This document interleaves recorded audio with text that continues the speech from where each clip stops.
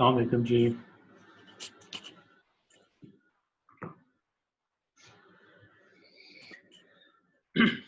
अच्छा, किसी का कोई क्वेश्चन है अभी तक जो चीज़ें हमने पढ़ी हैं तो बता दीजिए, नहीं तो मैं I'll रिव्यू फ्यू थिंग्स, तो उसके बाद आप पूछ सकते हैं क्वेश्चंस। अस्सलाम वालेकुम सर। जी वालेकुम सलाम। सर मुझे आपसे एक चीज़ पूछनी थी। जी पूछिए। सर हमने रूट लोकस में ये पढ़ा है ना कि हमारे पास जहाँ एंगल कंडीशन सेटिस्फाई हो रही होती है रियल एक्सिस पे, हम्म वहाँ रूट लोकस की ब्रांच एग्जिस्ट करती होती है। हम्म। तो मुझे उसमें एक ये कंफ्यूजन थी कि एंगल कंडीशन सेटिस्फाई करने के लिए एंगल्स का सम 180 डिग्री होना चाहिए या वो ऑड मल्टीपल्स ऑफ 180 भी हो सकता है। बिल्कुल मल्टीपल ऑफ 180 हो सकता है इसमें, बिकॉज देखिए अगर आपने वो एंगल कंडीशन देखी हो तो उसके अंदर हमने इनफैक्ट यही कहा हुआ था कि it has to be, it can be odd multiples of 180, because आपको साइन माइनस चाहिए ना। साइन माइनस कब कब हो सकता है? ऑफ कोर्स जब भी आप 180 पे होंगे तो एक 180 पे आप एक दफ़ा घूम के जाएं या 6 दफ़ा घूम के जाएं, मतलब तो बात 6 दफ़ा तो नहीं, इनफैक्ट 7 दफ़ा, मतलब ऑड मल्टीपल्स। हाँ, तो वो it is the same, let's say second and third quadrant, उसके अंदर जो आपका साइन नेगेटिव होगा, तो वो साइन से हमने एंगल कंडीशन निकाली थी, अगर आपको याद हो तो वो इट इट डजंट मैटर कि आप कितने चक्कर लगा चुके हैं, but eventually you should be in, let's say negative side, तो नेगेटिव साइड आपको पता लेफ्ट हाफ में। Thank you sir. वेलकम। कोई और क्वेश्चन है किसी का?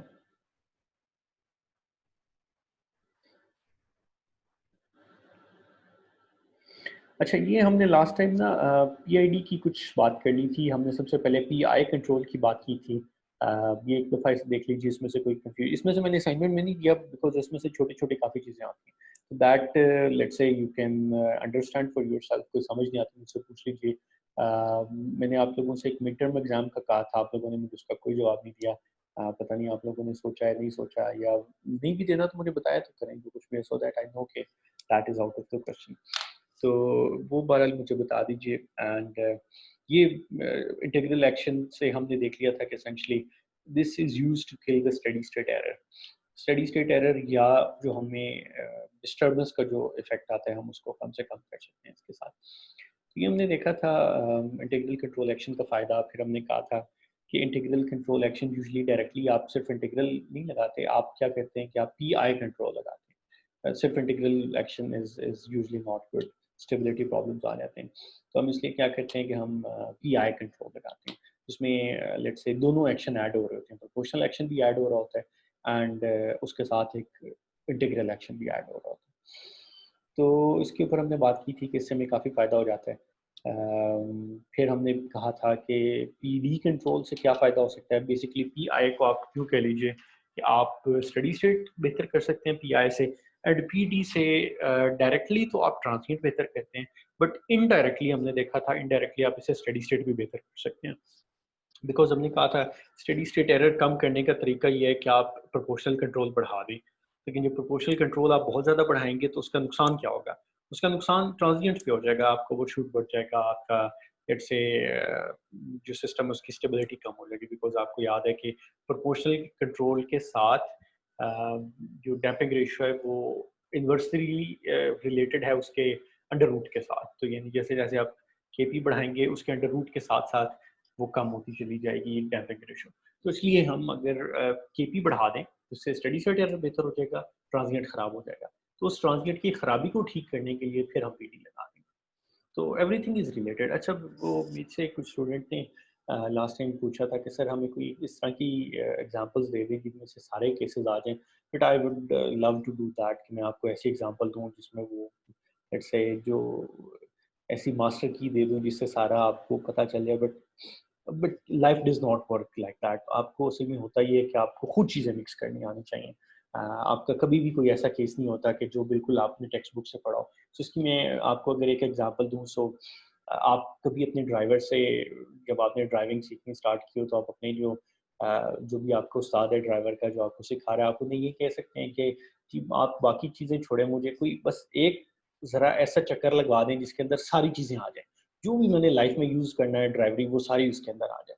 सो इज़ इट पॉसिबल, अब आप मुझे बताएं, आपने एक्सीडेंटली ड्राइविंग सीखी होगी, इज़ इट पॉसिबल कि आप किसी को बता दें कि मैं आपको एक, लेट्स से चाहे वो 3 घंटे का जितना लंबा भी चक्कर लगवा के आऊँ, जिसमें सारी चीज़ें जो आपने ड्राइविंग में सारी ज़िंदगी यूज़ करनी हो आ जाए, ऐसे हो सकता है? ऐसे बिल्कुल नहीं हो सकता। तो उसको फिर हम किस तरह से करते हैं, हम इसका ये करते हैं कि हम चीज़ें सिम्प्लीफ़ाई करके आपको सिखाते हैं। जो ड्राइविंग में क्या होता है, अगर आप नोट कीजिए, आपको इंडिविजुअल हर चीज़ मास्टर करवाई जाती है सिम्प्लीफ़ाई करके। आपको सीधा वो हाईवे के ऊपर लेके नहीं चले जाते कि ये आज ये केस आपने रियल लाइफ़ में देखा है। आपको स्टार्ट में बहुत आहिस्ता से स्टार्ट करवाते हैं एंड आहिस्ता-आहिस्ता करके आप लर्न करते रहते हैं। इनफैक्ट कई चीज़ें ऐसी होती हैं जो आप ड्राइविंग करते-करते आपको 10 साल हो जाते हैं, फिर आपको पहली दफ़ा उसको टेस्ट करने का मौका मिलता है। Same is the case with engineering. Engineering को आप लोगों ने बेटा मज़ाक समझा हुआ है कि अ, आपको हम कुछ चीज़ें पढ़ा देंगे, एग्ज़ाम्पल्स करा देंगे और वो एग्ज़ाम्पल हो जाएगी और उसके मतलब आप किस काबिल इंजीनियर होंगे अगर आपको चंद एग्ज़ाम्पल्स बता दी जाएँ। एंड अगर आप थोड़ा-सा इसको यूँ देख लीजिए कि अगर ये एग्ज़ाम्पल्स कंप्यूटर को सिखा दी जाएँ, अगर एग्ज़ाम्पल इतनी आसान हो, हम कंप्यूटर को सिखा दें एंड उसके बाद एक इंजीनियर का काम कंप्यूटर कर ले। इनफैक्ट ये ऑलरेडी हो भी रहा है। आपको शायद पता है कि बोइंग 747 जो बहुत बड़ा एयरप्लेन था 380 से पहले, जब वो बना था, उसके अंदर एक सीट होती थी पायलट्स के पीछे फ्लाइट इंजीनियर की। तो फ्लाइट इंजीनियर के पास काफ़ी सारे इंस्ट्रूमेंट्स होते थे, वो उनको चेक करता था, ज़रा अंदाज़ा लगाते रहता था, everything is going fine, flight engineer कहते थे उसको। अब जो नए मॉडल्स हैं 747 के, इनमें फ्लाइट इंजीनियर होता है? किसी को पता है?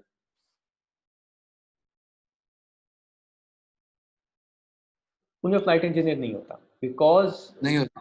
हाँ, बिल्कुल नहीं होता। क्यों नहीं होता? Because everything is automated now. कि वो जो फ़िज़ूल किस्म का काम इंजीनियर करता था और समझता था कि मैं बड़ा ऑफ़ कोर्स फ़िज़ूल किस्म का नहीं, उसके लिए तो बड़ी वो उस टाइम वो लग रही थी, but that was a mundane job, जो कि उन्होंने कंप्यूटर को दे दी और अब फ्लाइट इंजीनियर नहीं होते। स्लोली आप देखेंगे स्वीप होते चले जाएँगे, जो जिस काम के लिए इंजीनियर रखते हैं, उस काम के लिए कंप्यूटर हो जाएगा। तो अगर इन आपकी इंजीनियरिंग आप समझते हैं चंद एग्ज़ाम्पल्स की बेस पे खड़ी होगी, तो फिर तो कंप्यूटर तो आपको बहुत जल्दी मार दे देगा। एंड इनफैक्ट कंप्यूटर का जो करेक्शन का टाइम है वो बहुत फास्ट है। कंप्यूटर कभी गलती नहीं करता उन चीज़ों के ऊपर जो उन्हें सिखा दी जाए। But is that it? मज़े की ये बात है, व्हाट मेक्स इंजीनियर्स यूनिक कि वो इंजीनियर्स के अंदर लेट्स से काफ़ी चीज़ें ब्लेंड होती हैं। सो हम एक हद तक साइंस पढ़ते हैं और फिर थोड़े हद तक वो जो हम आर्ट भी लेट्स से थोड़ा बहुत हम इंजीनियर्स को, so we not only solve the problem, we want to solve it in a beautiful way. तो कभी आप एयरप्लेन में ऐसा नहीं देखेंगे जो आपको देखते ही लगेगा यार इसकी शक्ल बहुत बुरी है। I mean it has to be let's say उसमें कोई एक प्रोपोर्शनैलिटी होनी चाहिए, उसके अंदर कोई प्रोपोर्शंस उसकी ठीक होनी चाहिए, उसके aesthetics ठीक होने चाहिए and all that. So we try to find out a solution which is elegant. तो ये जो एलिगेंस है, ये अगर कंप्यूटर सही कर लेता तो क्या ही बात थी। So computer can help you a lot, there is no doubt in that. लेकिन आप ये ना सोचिए कि आपकी इंजीनियरिंग इतनी आसान है। ये आई एम सॉरी किसी ने आपको शायद गलत बता दिया है। चलिए मैं उस इंसान में एट इट तो मैं आपको यहाँ पे ये भी बता दूँ कि आपके बहुत से सीनियर्स हैं जिनका जीपीए काफ़ी कम था एंड वो सिर्फ अपने आप को अच्छा फ़ील कराने के लिए आपको भी कहते हैं कि बेटा जीपीए से फ़र्क नहीं पड़ता and they tell you the example 1-2 किस्म की कि मैं कहीं यहाँ पहुँच गया हूँ या वहाँ पहुँच गया हूँ। मेरा ये ख़्याल है कि वो आपके शदीद तरीन दुश्मन है बिकॉज़ डिग्री के बगैर भी लोग बहुत जगह पे पहुँच जाते हैं। I mean just do not think कि वो किसी अच्छी जगह पे जॉब कर रहे हैं या कुछ हो रहा है तो उसका ये मतलब है कि वो लेट्स से बहुत सक्सेसफुल इंजीनियर हो गए हैं, उन्हें कहीं का स्कॉलरशिप मिल गया तो बहुत सक्सेसफुल इंजीनियर हो गए। सक्सेसफुल इंजीनियर होने में बहुत टाइम लगेगा, तब जाके पता चलेगा। एंड इससे रिलेटेड वो मुझे एग्ज़ाम्पल याद आ गई, किसी ने कहा था कि मेरी भैंस बीमार है, मैं इसको क्या खिलाऊँ? तो उसने पता नहीं कहा कि इसको पता नहीं मट्टी खिला दो या समथिंग लाइक दैट। सो थोड़े दिन बाद वो बंदा दोबारा आया, कहता है कि अ, "ओ यार वो मेरी भैंस तो मर गई है।" तो कहता है, "हाँ, तो मेरी भी मर ही गई थी।" तो बेसिकली आप जो अपने जिन सीनियर्स के पीछे लगे हुए हैं ना, जो कहते हैं कि जीपीए से फ़र्क नहीं पड़ता, कुछ नहीं आना चाहिए, एंड पे आप लेट्स से आपको 2 सॉफ्टवेयर आते हैं और आप इंजीनियर बन जाते हैं। तो जब 10-15 साल बाद आप बहुत बुरी तरह से अपने करियर में फँस चुके होंगे एंड आपको लेट्स से कोई नहीं रखता होगा किसी भी अच्छी इंजीनियरिंग फर्म के अंदर, तो फिर उस टाइम आप उन दोस्तों के पास जाएँगे, उन्हें कहेंगे कि भाई आपने तो हमें ये कहा था। वो कहेंगे कि यार मुझे भी तो देखो, मैं भी तो ज़लील ही हो रहा हूँ। तो that that would not be a very let's say pleasant case. तो मैं ये नहीं चाहता कि आपका what I want for you वो ये है कि आप आपके पीछे लोग नौकरियां लेके फिरते हो। So I I really want you to be that capable कि आपके पीछे नौकरियां लेके फिरते हो लोग। एंड ये बात नहीं है कि ऐसा हो नहीं सकता। In fact I know lot of people, in fact अल्लाह का शुक्र है कि हद तक मैं भी कि I have been given multiple opportunities, लेकिन मैं उनसे फिर चूज करता था हर स्टेप के ऊपर कि मैं ये करना है वो करना है। एंड ये ना समझिए कि मैं यहाँ पे पढ़ा रहा हूँ तो मेरे मुझे कोई नौकरी नहीं मिली हुई है इस तरह से। I am here with a great sense of purpose. I am doing something which I like, कि अपनी मर्जी की रिसर्च एस्टैब्लिश करना है। In fact right now I am in lab, तो हमारी आईएसटी बंद है, सिर्फ चंद लोग आ सकते हैं जिनका अपना कोई काम हो, बट मैं अभी कंट्रोल्स लैब में बैठा हूँ। मंडे से शायद मेरे कुछ एमएस स्टूडेंट भी आएंगे जो मेरे साथ थीसिस कर रहे हैं। So we are working and we are enjoying it. It's not कि मुझे किसी ने पकड़ के बिठाया हुआ, इट इज के I am really enjoying what I am doing. तो इसलिए मैं भी आपसे कहूँगा कि आप भी ज़िंदगी में कोई पर्पस बनाएं एंड इतने अच्छे हो जाए अपनी चीज़ के अंदर। एंड उसमें सिर्फ जीपीए नहीं, ऑफ कोर्स उसमें लेट्स से एक हद तक डिसेंट जीपीए है, बाकी सारी चीज़ें भी हैं। You do that and you will see के लोग आपके पीछे नौकरियां लेके भाग रहे होंगे, जिस बिलीव यू में। एंड उनको उनकी बातों पे ना मानिएगा, मतलब जो कहते हैं कि जी हमारा पता नहीं 2.4 था and look what we are doing, उनको भी देख लीजिएगा 10 साल बाद। अच्छा एक और चीज़ भी है, just maybe make up your mind कि आप क्या चाहते हैं लाइफ में। If all you want is money, तो मेरा ख्याल है पाकिस्तान में सबसे ज़्यादा पैसा तो रियल एस्टेट में है। सो प्रॉपर्टी डीलिंग शुरू कर दें, एक प्लॉट लेके उधर बेचा, उसका लेके उधर बेचा, and let's say with in a couple of years, अब अभी थोड़ा प्रॉपर्टी का डाउन है business, but still with in a couple of years आपके पास जो है ना वो इतने इतने पैसे होंगे कि आप अपनी मर्जी की गाड़ियां लें और घूमें फिरें और all that. But if what you want is to really do something useful for the people, for the society, so then maybe you can do some engineering stuff. Pakistan में एक मसला ये है कि यहाँ पे बहुत ही कम चीज़ें ठीक चलती हैं, एंड इसी में अपॉर्चुनिटी भी है कि we can do really a lot इस टाइम के ऊपर। इस टाइम के ऊपर जो करेंगे उनको बहुत सवाब मिलेगा आपको। वो लेट्स से कुरान पाक में भी शायद इस तरह की चीज़ है कि जिन्होंने हिजरत से पहले पता नहीं जिन्होंने मुझे ठीक याद नहीं कि जिन्होंने पहले ही मान लाए शायद फतह मक्का से, और जो बाद में लाए, ये दोनों बराबर नहीं है। ऑफ कोर्स ज़ाहिर नहीं है कि एक टाइम के ऊपर चीज़ें मुश्किल हों और उस टाइम आप काम करें तो आपका अजर ज़्यादा होता है। एंड जब आप देखें कि सारी चीज़ें ठीक चल रही हैं तो उस टाइम ठीक काम कर लेना बहुत बड़ी बात नहीं होती। तो आई वुड अर्ज यू कि डू समथिंग अमेजिंग, कि आप अपने आप को इम्प्रूव करें, अपनी सोसाइटी को, फैमिली को, सबको हेल्प करें, and contribute something. Eventually this is what gives you happiness. इससे हैप्पीनेस नहीं मिलती कि आपके पास, बिकॉज आप जितना मर्जी पैसा कमा लें, कोई ना कोई आपसे ज़्यादा पैसे वाला होगा और फिर आपको परेशानी रहेगी कि ये मेरे साथ क्या हो गया। तो that is my message to you. अच्छा, बात हमारी चल रही थी पीआईडी एक्शन के ऊपर। मेरा ख्याल है डेरिवेटिव कंट्रोल का भी आपने देख लिया था, पीआई कंट्रोल हमने देख लिया, पीडी कंट्रोल देख लिया, and then you can just mix them up together. उसका काम थोड़ा सा मुश्किल है डायरेक्टली पीआईडी को करना, but towards the end of this course हम देखेंगे कि पीआईडी की को किस तरह से पीडी और पीआई दोनों में हम लेट्स से वो कर सकते हैं, डिकम्पोज कर सकते हैं, उनको लेट्स से ब्रेक डाउन कर सकते हैं। तो it's like having a pi plus PD and eventually उसका प्रोपोर्शनल एक्शन आप टुगेदर कर दें, so it becomes a PID. तो इसको फैक्टराइज आप कर सकते हैं पीआई और पीडी में, बट इन जनरल ये पीडी हो सकता है। तो ये कुछ चीज़ें, यहाँ तक कोई क्वेश्चन हो तो आप मुझसे पूछ सकते हैं।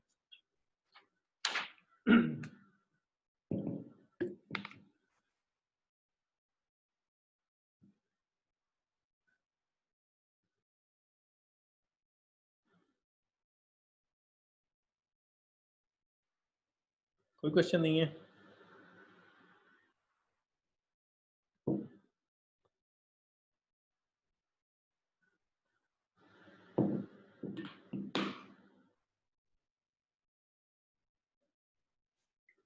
ऑलराइट, चलिए हम अब अगले सेगमेंट पे आते हैं, which is group focus.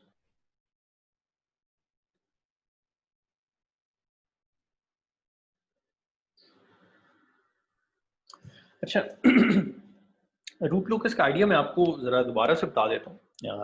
What is root locus? It's just a plot, और वो प्लॉट हमें ये शो करता है कि जब हमारा सिस्टम ओपन लूप में होता है उसका एक अपना रिस्पॉन्स होता है, वो हमें रिस्पॉन्स अक्सर पसंद नहीं आता तो हम इसलिए क्लोज लूप लगा देते हैं, फीडबैक लगा देते हैं। फीडबैक हमें करेक्टिव एक्शन देता है, करेक्टिव एक्शन से उसका बिहेवियर चेंज हो जाता है। सो जब हमारा ओपन लूप सिस्टम का हम रिस्पॉन्स देखते हैं, open loop poles and zeros वो हमें नहीं पसंद आ रहे, हम क्या चाहते हैं, हम क्लोज लूप पोल्स को अपनी मर्जी से डिजाइन करना चाहते हैं। हम चाहते हैं close loop poles let's say जहां हम चाह रहे हैं वहां पे प्लेस हो जाए। अब उसके लिए हमें क्या करना पड़ता है, फीडबैक लगानी पड़ती है। अच्छा चलिए मैं आपको ये बता दूं, फीडबैक से आपकी क्लोज लूप पोल्स तो मूव कर जाते हैं, आपकी जीरोस चेंज नहीं होती। वो आपने देख लिया होगा आगे चल के, हम जो ट्रांसफर फंक्शन देखेंगे, अगर आप नोट कीजिए, हमारे पास सिस्टम था, इसका ओपन लूप था, इसका क्लोज लूप था, तो इसमें अगर आप देखिए पहले भी इसका कोई जीरो नहीं था, अब भी कोई जीरो नहीं। सो जीरोस रिमेन इनवेरिएंट, जो चीज़ चेंज होती है वो पोल्स चेंज होते हैं। तो हम अब जरा देखना चाहते हैं कि हमारा सिस्टम है, उसके ओपन लूप पोल्स हैं यहाँ पे। जैसे जैसे हम इसका गेन बढ़ाएंगे, जिसका मतलब है कि हम साइज ऑफ फीडबैक या क्वांटिटी ऑफ फीडबैक बढ़ा रहे हैं, क्वांटिटी ऑफ फीडबैक बढ़ाएंगे तो हमारे ज़ाहिर क्लोज लूप पोल्स मूव करते चले जाएंगे, फीडबैक का कोई फर्क तो होना चाहिए। एंड उसकी वजह से आप देखेंगे कि एक्सक्यूज मी, उसकी वजह से आप देखेंगे आपका रिस्पांस चेंज होता चला जाएगा। सो यहाँ पे हमने इस प्लॉट पे, इसी को रूट लोकस कहते हैं। सो ये रूट लोकस है, ये दो आपके ओपन लूप पोल्स हैं। जैसे आपने K0 किया, आपके दो पोल्स यहीं पे हैं, आपने K1 किया, तो ये पहले आप अगर देखिए तो ये दो सेकेंड ऑर्डर सिस्टम का कैस्केड था, जिसको हमने कहा था कि वी कैन कॉल इट क्या था, ओवरडैम्प सिस्टम। सो ओवरडैम्प सिस्टम था, जब आप K1 कर देंगे दोनों पोल एक ही जगह पे आ जाएंगे, दोनों पोल एक ही जगह पे आ जाएंगे, हम इसको क्रिटिकली डैम्प सिस्टम कहते हैं। अगर आप याद करें, क्रिटिकल डैम्प सिस्टम में भी ओवरशूट नहीं होता। अगर हमने K से मजीद बढ़ा दे, K इज इक्वल टू 2 के ऊपर चले जाए, तो now this is an under damp system. इसी तरह से आप K को मजीद बढ़ाते चले जाएं तो अब आपका सिस्टम इज, लेट्स से उसकी डैम्पिंग कम से कम हो रही है, डैम्पिंग कम हो रही है, लेकिन नेचुरल फ्रीक्वेंसी बढ़ी है। बिकॉज नेचुरल फ्रीक्वेंसी क्या है, आप यहाँ से वेक्टर ड्रॉ करें इस जगह तक, तो इसकी जो लेंथ है वो नेचुरल फ्रीक्वेंसी है। नेचुरल फ्रीक्वेंसी बढ़ रही है, मतलब स्पीड ऑफ रिस्पॉन्स बढ़ रहा है। एंड इसी तरह जो आपको मेजरिंग एक्सेस है वो डैम्प नेचुरल फ्रीक्वेंसी है, वो भी बढ़ रही है। तो इसका मतलब आपके सिस्टम का रिस्पॉन्स फास्ट हो रहा है, बट आपके सिस्टम की नेचुरल फ्रीक्वेंसी कम, सॉरी आपके सिस्टम की डैम्पिंग रेशियो कम हो रही है। सो वेल, आप अब के अपनी मर्जी से सेलेक्ट कर लें ताकि आपका रिस्पॉन्स बेहतर हो, जो आप चाहते हैं वो आपको मिले। सो यहाँ तक चीज़ समझ आ गई? कोई क्वेश्चन है तो मुझसे पूछ लीजिए, फिर मैं आगे चलता हूँ।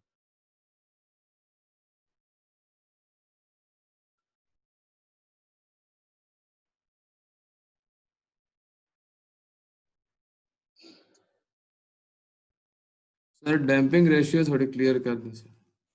सर डैम्पिंग रेशियो का जो आइडिया है। अच्छा, डैम्पिंग रेशियो इतना आपको याद है ना कि हमने कहा था कि जैसे चलिए दोबारा से मैं थोड़ा सा बता देता हूँ से, जैसे आप इमेजिनरी एक्सिस पे लेफ्ट हाफ प्लेन में दूर जाते जाएंगे, वैसे वैसे आपका, अगर फर्स्ट ऑर्डर सिस्टम है तो टाइम कांस्टेंट कम होता चला जाएगा, आपका सिस्टम तेज होता चला जाएगा।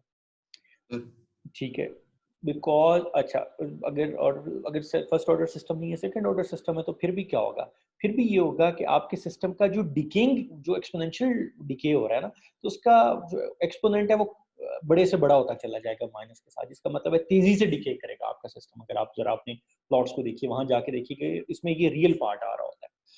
अगर आप यस जैसे सर। जैसे इधर लेफ्ट पे जाते जाएंगे वैसे तेजी से डिके होगा, जैसे जैसे राइट पे इधर जाते जाएंगे वैसे वैसे तेजी से डिके होगा, वैसे वैसे तेजी से, सॉरी, वो डाइवर्ज करेगा रिस्पॉन्स राइट राइट हाफ में। अच्छा, इसी तरह से ये तो था रियल एक्सिस। अब इमेजिनरी एक्सिस पे आ जाए तो इमेजिनरी एक्सिस में आपका रिस्पॉन्स क्या होता है, फास्ट होता चला जाता है। It is damped natural frequency. ये है स्पीड ऑफ कन्वर्जेंस, ये है speed of divergence right half plane में। एंड ये अगर आप इमेजिनरी एक्सिस पे चलते जाएं तो this is your damped natural frequency. हमने कहा था कि रियल एंड इमेजिनरी पार्ट के अलावा कॉम्प्लेक्स नंबर्स को हम एक और तरह से रिप्रेजेंट कर सकते हैं, एंड वो तरीका ये था पोलर कोऑर्डिनेट्स।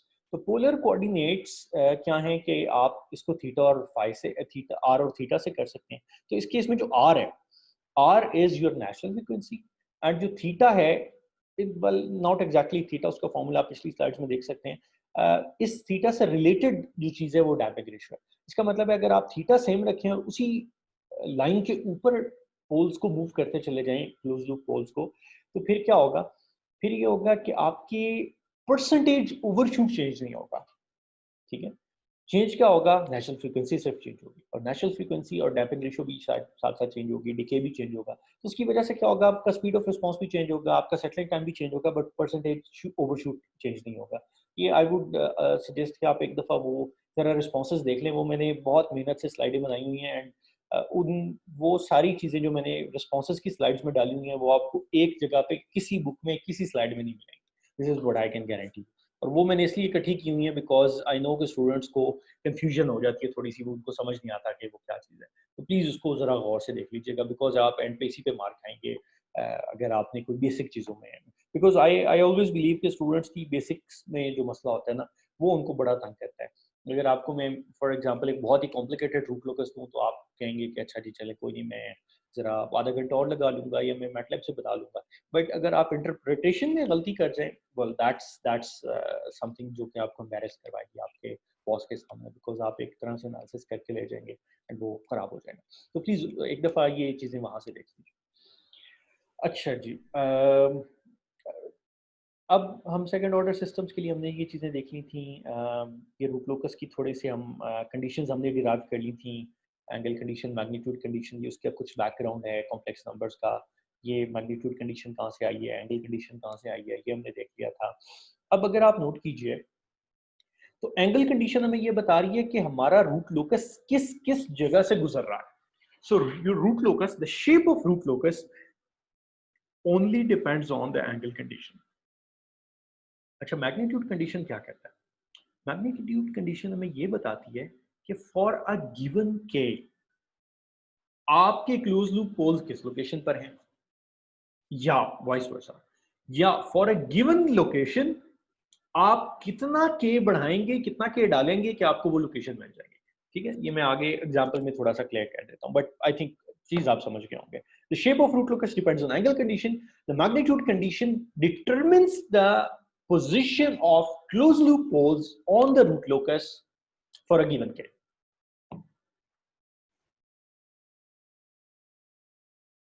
ये कुछ सिंपल चीज़ें थी, आपको ज़रा कुछ शेप्स दिखा दी थी जो आपको असाइनमेंट में भी यूज़फुल हो सकती हैं। ये वो चीज़ थी जो आपने आगे चल के देखा है कि डी के ओवर डी एस को जब हम ज़ीरो पुट करते हैं वो क्यों करते हैं। तो यहाँ से आप देख सकते हैं कि आप एक डायरेक्शन में जैसे जैसे के बढ़ा रहे हैं, एक डायरेक्शन में आपके पोल्स मूव कर रहे हैं, फिर वो एक जगह पे जाकर रुकते हैं और अपनी डायरेक्शन चेंज कर लेते हैं। एंड ये ज़ाहिर है जब रुकेंगे और डायरेक्शन चेंज करेंगे तो वहाँ पे आपका डेरिवेटिव विद रिस्पेक्ट टू के अगर आप लेंगे, sorry, derivative of K with respect to s लेंगे तो जीरो होगा। So it is just related to that, थोड़ा सा आपको समझाने के लिए। ये एक रिजिड बॉडी सैटेलाइट की हमने एग्जांपल ली थी, बहुत ही सिंपल सी। इसके हमने देखा था कि दोनों पोल्स एक ही जगह पे थे, एक जीरो था। फिर हमने इसका रूट लोकस ड्रॉ कर लिया था कंडीशन चेक कर करके। इसमें कोई गलती हो तो, इसमें कोई क्वेश्चन हो तो मुझे बताइएगा। बट फिर हमने क्या किया था, एक स्टूडेंट ने मेरे से क्वेश्चन ये पूछा हुआ कि हम कैसे पता चलाएंगे जीटा 0.7 पे कहाँ है। बट आपको जीटा 0.7 पे एंगल तो पता है ना, एक दफ़ा आप इसको ड्रॉ कर लीजिए सबसे पहले तो रूट लोकस को। जब आपने ड्रॉ कर लिया तो फिर आपको पता है कि जीटा इज इक्वल टू 0.7 के कोरस्पॉन्डिंग थीटा कितना होगा। थीटा का फॉर्मूला आपने, वो जो कॉस इनवर्स थीटा वाला फॉर्मूला था वो आपको पिछले सेट ऑफ स्लाइड्स में गिवन है। आप वो फॉर्मूला यहाँ पे लगा दीजिए एंड आपको थीटा निकालें। तो यू नो के थीटा 0.7 के ऊपर थीटा आपका क्या होगा। अब उस थीटा के ऊपर आप एक लाइन लगा दें। अब वो लाइन जाके कहीं आपके रूट लोकस को कट करेगी। जिस जगह रूट लोकस को कट करेगी वहां पे रीड कर लीजिए कि एस की क्या वैल्यू है। ठीक है, एस की वैल्यू तो आपको, बिकॉज देखिए ना, एस एस क्या है, एस का जो इमेजिनरी पार्ट है वो यहाँ से आप रीड कर लेंगे, उसका ये वाई एक्सिस है। जो उसका रियल एक्सिस है वो आप देख लेंगे, वो आपका ये वाला कोऑर्डिनेट है। तो एस की ये वैल्यू है इसकी, जो आप इसके कोऑर्डिनेट रीड कर लेंगे। ये एस की वैल्यू आप मैग्नीट्यूड कंडीशन में प्लग इन कर दें। ठीक है, मैग्नीट्यूड कंडीशन में प्लग इन कर दें एन ओवर और डी दोनों के अंदर, जहां जहां एस आ रहा है ना वहां वहां आप प्लग कर दें। और के अंदर जाहिर है आपको कुछ प्लग करने की जरूरत नहीं है, के अननोन है आपका। तो जब आप उसको सॉल्व करेंगे पोलिनोमियल को, तो आपको के की वैल्यू मिल जाएगी। एंड वो के की वैल्यू इस केस में हमने निकाली हुई नहीं है, बट वो आप लेट्स से निकाल सकते हैं। So I usually don't give this kind of question क्योंकि थोड़े लंबे हो जाते हैं, बट अगर कोई बहुत सिंपल एग्जांपल होगी तो वो मैं आपको दे भी सकता हूँ। ठीक है, बट ये एक दफ़ा करके देख लीजिएगा, इट इज़ हार्डली समथिंग। आप इसको प्लॉट करें, इसके ऊपर ये लाइन ड्रॉ करें, उस जीटा के ऊपर ये कोऑर्डिनेट्स रीड कर लें, ये कोऑर्डिनेट्स की वैल्यू को एन और डी के अंदर पुट करें, उनका मैग्नीट्यूड ले लें और उसको इक्वेट कर दें 1 ओवर के अंडर की मैग्नीट्यूड के साथ। तो आप उससे के की वैल्यू निकाल सकते हैं पॉलिनोमियल को सॉल्व करके। ये रूट लोकस के ड्राइंग रूल्स हैं, एंगल ऑफ एसिम्पटोट्स एंड जो एसिम्पटोट्स की लोकेशन है जहाँ पे वो मीटअप करती हैं वो that is centre of mass. Angle of departure का मैंने आपसे कहा था कि ये आपको अप्रोक्सीमेटली सिर्फ आप कर लें, ये बिल्कुल गलत ना हो, ये ना हो कि असल में आ रहा है 10 डिग्री और आपने 120 डिग्री किया हो, इतना गलत नहीं होना चाहिए, but ball park figure it is acceptable. मैंने इसीलिए इसका फॉर्मूला वगैरह नहीं लिखा हुआ, सिर्फ आपको समझा दिया था कि आपने कैसे निकालना है, तो just an idea is sufficient, nothing more. अच्छा, ये एक इन्वर्टेड पेंडुलम की एग्जांपल है, मैंने इसको कहा था कि can we stabilize this pendulum using proportional feedback only, and ये हमें कैसे पता चलेगा? वेल, हम इसका रूट लोकस ड्रॉ कर लेंगे। अगर रूट लोकस हमारा लेफ्ट हाफ प्लेन में आ जाएगा इसका मतलब है यस वी कैन, अगर नहीं आएगा वी कैन नॉट। अच्छा, एंड प्रोपोर्शनल फीडबैक का मतलब दोबारा मैंने आपको बता देता हूँ कि क्या है। इसका मतलब ये है कि हम एक स्प्रिंग लगा दें पेंडुलम के साथ, ठीक है, एक स्प्रिंग पेंडुलम की अपराइट पोजीशन लें एंड उसके साथ एक स्प्रिंग लगा दें, जो इधर जाए तो वो उसको वापस खींचने की कोशिश करे, इधर जाए तो वापस खींचने की कोशिश करे। बट होगा क्या, अगर आप जरा फिजिकली देखें, आपने स्प्रिंग लगा दिया तो वो एक दफा थोड़ा सा इधर गया, अब वो रिस्टोरिंग फोर्स आएगी, वो इधर चला जाएगा, इधर चला जाएगा, सिंपल हार्मोनिक मोशन जनरेट हो जाएगी, देयर इज नो डैम्पिंग इस केस के अंदर है, तो ये हमेशा यूं यूं करता चला जाएगा। अब वो स्प्रिंग आप बड़ा लगा दें, वो ज्यादा तेजी से करने लग जाएगा और थोड़ा डिस्प्लेसमेंट हो जाएगा। So essentially, you cannot stabilize this pendulum using a spring only, using only a proportional control. तो आपको क्या करने की जरूरत है वो हमने यहाँ से देख लिया था। अगेन फिजिक्स से भी हमें क्लियर है और हमने कंट्रोल के यहाँ पे एनालिसिस से भी देख लिया। एंड फिर हमने देखा था कि अगर हम उसके साथ प्रोपोर्शनल कंट्रोल लगा देंगे, अच्छा प्रोपोर्शनल कंट्रोल लगाने के लिए आपने सिंपली क्या करना है कि केपी आपने पहले लगाया हुआ था ना, अब आपने उसके साथ केडीएस लगा देना है। तो जब आप केडीएस लगाएंगे तो इसमें कोई लेट्स से केडी की अच्छा इसमें अब आपने क्या करना है, इसमें से आपने केपी को कॉमन ले लेना है, that is the rule, that is the key. आपने केपी कॉमन ले लेना है तो आपको क्या मिल जाएगा 1 प्लस के डी ओवर के पी इंटू एस। तो आपने फिर अ, आपको इस जीरो की कोई ना कोई वैल्यू स्पेसिफाई, बिकॉज देखिए जीरो फिक्स्ड है ना, तो आपको जीरो की वैल्यू कोई ना कोई स्पेसिफाई करनी पड़ेगी, फिर ही आप रूट लोकस बना सकेंगे। आप दोनों को अपनी मर्जी से वेरी करके रूट लोकस नहीं बना सकते, उसको हम लेट्स से रूट प्लॉट कह सकते हैं या हम उसको पोल प्लॉट कह सकते हैं, बट हम उसको रूट लोकस नहीं कहेंगे। रूट लोकस इन जनरल हम कहते हैं जो ट्रेडिशनल लैंग्वेज है वो ये है कि आपने अपने सिस्टम के अंदर सब कुछ फिक्स कर दिया है और सिर्फ गेन को वेरी करेंगे, प्रोपोर्शनल गेन को, एंड आप देखेंगे उसके पोल्स कहाँ जाते हैं। बेसिकली अगर आपने पीडी कंट्रोल लगाया है तो आपने क्या करना है, आपने जीरो पहले ही ऐड कर दी, जो कि मैं आपको बता रहा हूँ 1 प्लस के डी ओवर के पी एस, इसको आपने यहाँ पे डाल दिया एक दफा जीरो को, और फिर आपने सिर्फ के पी को जो प्रोपोर्शनल एक्शन है उसको वेरी करके देखें कि आपके पोल्स कहाँ जा रहे हैं, क्लोज लूप पोल्स कहाँ जा रहे हैं। तो ये बाकी भी कुछ लेट्स से मैंने आपको यहाँ पे बताया था कि effect of addition of zero से क्या डिफरेंट जगहों पे करेंगे तो क्या फर्क पड़ता है। फिर हमने ये देखा था एक फोर्थ ऑर्डर सिस्टम के अंदर लोकेशन ऑफ जीरो हम डिफरेंट जगह पे डाल रहे हैं, उससे रिस्पांस कैसा। अच्छा, अब आप इसको देख के डरे ना, बाय द वे ये फोर्थ ऑर्डर सिस्टम का रिस्पांस आपको इसलिए नहीं दिखाया जा रहा कि आपको फेल करने का प्रोग्राम हमने बना लिया और उसके लिए बस बहाना ढूंढ रहा हूँ। It's not that, it's just to show you कि ये इसका एक्शन क्या हो रहा है। फोर्थ ऑर्डर सिस्टम्स के रूट लोकस में नहीं देता होता, इनफैक्ट मैं समझता हूँ कि ये स्टूडेंट्स के साथ जाती है कि उनको इस तरह की चीज़ कम्बरसम किस्म की दे दी जाए तो वो बेचारे लेट्स से कोई एक मिस्टेक करें और उसके बाद उनका सत्यानाश हो जाए। So I usually tend to give smaller questions जो कि अगर आपको आते हैं तो आप ठीक कर लें, अगर नहीं आता तो आपको पता हो कि मुझे नहीं आता। And let's say I give you multiple type of short questions ताकि आप अच्छे से पता चल जाए कि आपको क्या क्या चीज़ आती है तो क्या क्या चीज़ ठीक से नहीं आती। अच्छा, ये कुछ और एक्सरसाइजेज थी जो आपने देख ली होंगी। अच्छा, मुझे ये अब जूम वाले कह रहे हैं कि आपका जो टाइम ख़त्म हो रहा है, सो ये अभी बंद कर देंगे। So what do we do, हम इसको बंद करते हैं एंड 3-4 मिनट के अंदर हम दोबारा ज्वाइन करते हैं एंड फिर हम लेट्स से इस बात को जो आपका क्वेश्चन हो वो आप मुझसे पूछ लीजिएगा। सो वी स्टार्ट एट 3:35, मेरे पास अभी 3:32 हो रहे हैं। So we start at 3:35। मुझे एक स्टूडेंट पूछ रहे हैं कि हमेशा क्या हमारा रूट लोकस वो एक ज़ीरो के अराउंड एक सर्कल बनाएगा। Well, it's not really the case. ये तभी होगा अगर दो पोल्स होंगे और ज़ीरो उनके बीच में होगा, तब ये देखिए अगर आप यहाँ पे एक परफेक्ट सर्कल बन रहा है। अदरवाइज यहाँ पे अगर आप देखिए दो पोल्स हैं और दो जीरोज हैं तो फिर ये परफेक्ट सर्कल नहीं बन रहा। इसी तरह से यहाँ पे भी दो पोल्स दो जीरोज हैं तो ये भी शायद परफेक्ट सर्कल नहीं बन रहा। सो इन जनरल लाजमी नहीं, बट अगर हमारे पास एक ये वाली कंडीशन आ जाए कि एक जीरो बीच में और दो ही पोल्स हो, तो इस तरह के सिस्टम में तो वेल यस, हमेशा अगर दो पोल्स हैं एक जीरोस है तो उनका तो रूट लोकस एक जैसा ही लगेगा मोर और लेस।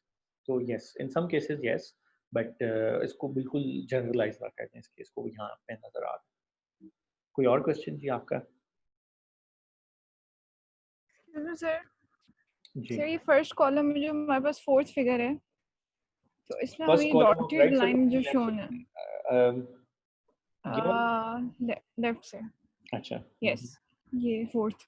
हम्म तो इसमें हमें जो dot vertical dotted line shown है, ये एसिम्प्टोट है। हम्म वेल तो सर हमारे पास एसिम, हाँ ठीक है। ये हमें ये एसिम्प्टोट नहीं है। ये क्या हमें बता रहे हैं? ये हमें ये बता रहा है कि अगर आप ये ब्लैक लाइन क्या है, ये बता रही हैं कि नेगेटिव फीडबैक सिस्टम होगा तो आपका रूट लोकस किधर जाएगा, एंड ये जो डॉटेड लाइन है वो आपको बता रही हैं कि आपका पॉजिटिव फीडबैक सिस्टम होगा तो क्या होगा। सो एसेंशली सिर्फ ये बता रहा है कि आपका रूट लोकस बिल्कुल शेप उसकी चेंज होगी, उलट जाएगा। और सर एक और चीज़ पूछनी थी जी। कि हमारा रूट लोकस यहाँ पे हमारे पास जो इमेजिनरी एक्सिस है उसको इंटरसेक्ट कर रहा है।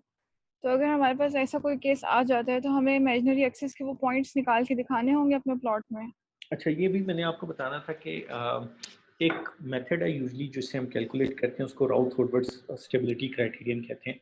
फॉर सम रीज़न कंट्रोल के कोर्स में बहुत जोर दिया जाता है, हमेशा हर यूनिवर्सिटी में पाकिस्तान में जो है ना वो अ, एक लंबा सवाल आता है जिसमें वो ओएसटी में भी पूछते हैं, फाइनल में भी पूछते हैं, जिसमें एग्जैक्टली यही काम होता है कि आप पता चलाते हैं कि आपका सिस्टम की स्टेबिलिटी कब खराब होगी, यानी बेसिकली आप इमेजिनरी एक्सेस को कब क्रॉस करेंगे। Because but I don't teach that, because मेरा ख्याल है कि वो पता नहीं कोई 1940 वाली इंजीनियरिंग आपको कराई जा रही है।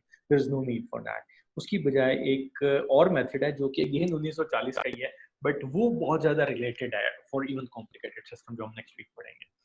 तो मैं वो करवा देता हूँ, उससे आप इनडायरेक्टली ये वाला काम भी कर सकते हैं। बट इन जनरल जब आपको रूट लोकस गिवन हो तो आप अंदाजे से सिर्फ ये काम कर सकते हैं, उसकी क्रॉसिंग निकालने, एग्जैक्ट क्रॉसिंग निकालने के लिए आपकी ज़रूरत नहीं है। एंड अगर आप चाहते हैं कि नहीं इससे हमें पता नहीं चल रहा, कुछ इन्फॉर्मेशन लॉस्ट हो रही है, तो जब मैं आपको वो पढ़ाऊँगा अगले हफ्ते में, तो फिर मैं आपको ये शायद उससे अगले हफ्ते में बारी आए वो चीज़ बताने की, मैं आपको बता दूंगा कि how you can do everything which you will do using this Rutherford stability criterion, उस मेथड से कर सकते हैं। तो I don't know for some reason कि जो भी यूजफुल कंट्रोल्स हैं वो पाकिस्तान में कहीं नहीं पढ़ाए जाते, और जो बिल्कुल कहीं पे चीज़ें यूज नहीं होती वो हर जगह पे लोग पढ़ा पढ़ा के बार बार वो करते रहते हैं। I mean to be honest, मैं बहुत सारे कंट्रोल सिस्टम डिज़ाइन करता फिरता हूँ, लेकिन मैं इस तरीके से रूट लोकस करके करके उसकी क्रॉसिंग वगैरह ये कभी नहीं मैंने की। So there are other methods जो कि हम यूज करते हैं और जिनसे हम ये सारा कर लेते हैं। सो थैंक कोई यू और सर। क्वेश्चन? You welcome. और सर हमारे पास असाइनमेंट में जो क्वेश्चन नंबर 5 और 6 है उसमें हमारे पास कॉम्प्लेक्स पोल्स आ रहे हैं, तो उसमें हमने एंगल ऑफ डिपार्चर कैलकुलेट करके दिखाना है। हाँ, अंदाजन करने आप, दैट वुड डू। ठीक है, थैंक यू। अच्छा जी, किसी का मैसेज आया कि if we have four poles close to each other with two being conjugate pairs and two zeros at same values, then which two pole. यार ये असाइनमेंट का तो नहीं है, मैं असाइनमेंट की चीज़ें भी मैं नहीं बता सकता, वो आप जरा खुद देखें, आपके सामने इतने सारे केसेस हैं, मैंने आपको बता दिया कि किस तरह से होगा।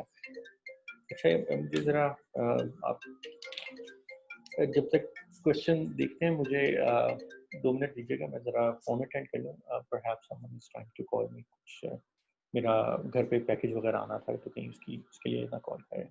तो मैं म्यूट कर दूँगा 2 मिनट के लिए, लेकिन इन द मीन टाइम आप ये कर लीजिए कि अपने क्वेश्चंस वगैरह आप सोच लीजिए, फिर मैं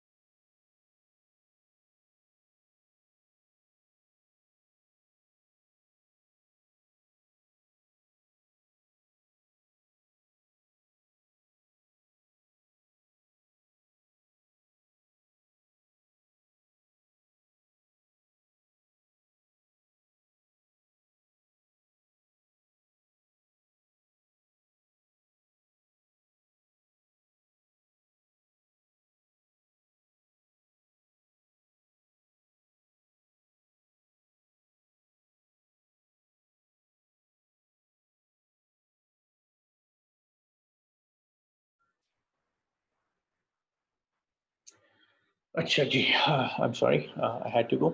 जी, क्वेश्चन है आपका, कुछ स्टूडेंट कह रहे हैं जी, is there some way to know which pole have a more tendency to approach to zero? Well, of course you know कि जो ज़ीरो करीब होगा तो उसकी तरफ ज़्यादा जाएँगे। आपने ये तो अभी तक सारे एग्ज़ाम्पल्स में देखा ही होगा कि कभी ऐसा नहीं हुआ कि दूर का पोल आके लेट्स से ज़ीरो पे चला जाए। जो करीब में I mean it's not linear relationship कि वो बिल्कुल आप नापते रहें, बट इट इज़ क्लियर कि जब बहुत ज़्यादा दूर हो कोई पोल तो वो तो करीब नहीं आएगा, जो करीब वाले हैं वही आएँगे। So in general this is how it works. कोई और क्वेश्चन?